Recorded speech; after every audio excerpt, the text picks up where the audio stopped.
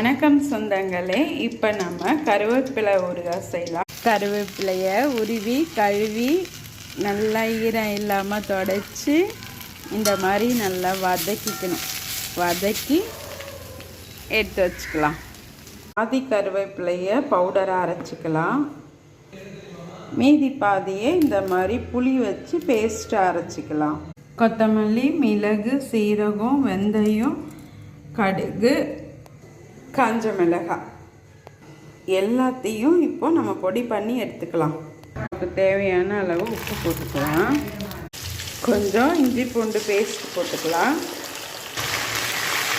நல்லா வதக்கி விட்டுக்கலாம். இந்த புளி கருவேப்பிலை பேஸ்ட் போட்டுக்கலாம். நல்லா கிளறி விட்டுக்கலாம். கருவேப்பிலை புளி எல்லாத்தையும் நம்ம வதக்கி இருக்கோம். இந்த கருவேப்பிலையும் இதோட நம்ம நல்லா கிளறி விட்டுக்கலாம்.